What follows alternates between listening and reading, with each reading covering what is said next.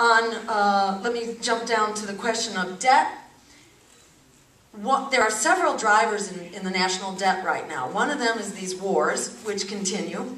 That's a big driver of debt. The crash of the economy with the Wall Street waste, fraud, and abuse also contributed to the national debt. Continues in a humongous way to be a major driver of the national debt. Because the economy is on the skids, we don't have the revenue that we need to get out of national debt. That's why the Green New Deal is very important. There is a certain cost to it. There is an investment, but the return is enormous because it's a solid, time-tested way to jumpstart, to re-engineer, and to basically reboot the economy in a way that it will survive and be sustainable and be here for the long haul. The other piece of that national debt is rising healthcare costs, which is one of the biggest drivers. So the Green New Deal, it turns out, is not only good for the economy and the planet, it's really good for our health because it provides a healthy, local food supply with plenty of fresh fruits and vegetables like your mother always told you you need to eat. It also provides for exercise through a transportation system that dovetails also with biking and with pedestrian transit. So you don't have to go out and buy an expensive health club fee and drive to get there in order to get your exercise. We have a right to recreation as well. It should be built into our communities and our transportation system. So the Green New Deal also addresses debt in that way. You know, we're spending $1 trillion a year on war, but we're spending $2 trillion a year on what's really a sick care system. It's not a health care system. It doesn't actually deliver health. It's making us bankrupt, but it's not making us healthy. So part of the solution here is the Green New Deal because it creates that structure for health in our communities, which can drastically cut the costs of health care. So that's sort of basically the 2 cents worth on debt.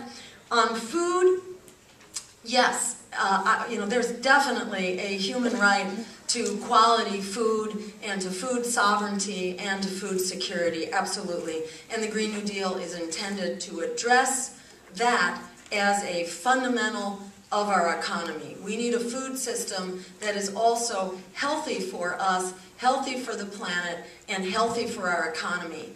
And a small farmer, local food system, and a regional food system will do that, not this industrialized agribusiness system which puts small farmers out of business and puts us into a food system that's really very bad for our health. So we do have a right to good food.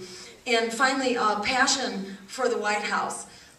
So, you know, I got into this basically as a mother and a medical doctor about 20 years ago when my kids were young, seeing what they were facing, and what especially got me going was seeing this epidemic, this new epidemic. We didn't used to have an epidemic of asthma and cancers in kids and learning disabilities and attention deficit disorder and diabetes and obesity. And I said to myself, oh my God, what's going on here? Our genes didn't change overnight. Why is this changing? Well, it turns out a lot is related to conditions in our communities. Everything from pollution to poverty to a toxic food system that's making us sick, and the loss of the nutrients that we really deserve to have and should have. They were engineered out of the food system when it got industrialized, basically. So I got involved with the community to help, you know, create the jobs in clean renewable energy. A win for jobs, a win for our economy, a win for the climate and the environment, in our health. What's not to love about it? And I thought, well, I'll just go talk to my legislator. Have any of you gone to talk to your legislator? Have you found it to be very productive? No. Usually they have another agenda. That's what I found. And that's basically what made me realize that if we're going to fix all these things that ail us, whether it's our education system, which is failing, which is being disinvested from, you know, or these expanding wars, or the foreclosures that we shouldn't be having. If we're going to fix any of that, the high skyrocketing cost of tuition, if we're going to fix any of these problems, we have to first fix the broken political system. And I got very frustrated as an activist after 10 years, only seeing us accelerate in the wrong direction. I was going to talk to my legislators and just found it would go in one ear and out the other because they were being paid to listen to their corporate sponsors, basically. So, I basically said, all right, this isn't working, what's left? And at that point I got recruited to run for office for the first time against Mitt Romney in 2002 in Massachusetts. And it was so exciting because I discovered that, I entered this race out of desperation, but I came out of it with inspiration to see that there were so many people exactly like me out there who felt like we were getting a raw deal, even back in the year 2002, and it's only gotten a whole lot worse since then. So to me, it was so uplifting to me to see how powerful we are, that we actually have the power of truth, justice, real solutions, and we actually have public opinion on our side too.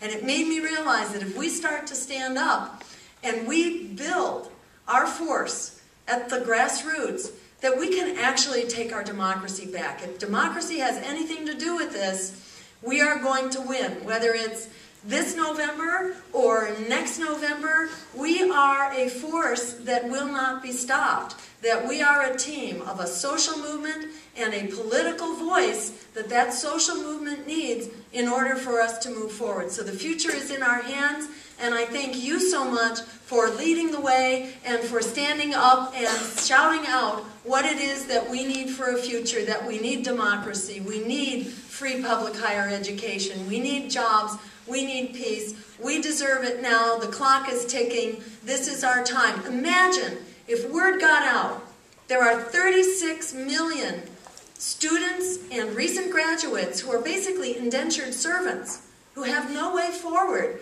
and for whom Obama and Romney have nothing to offer except be patient. Be an indentured servant for the next 30 years.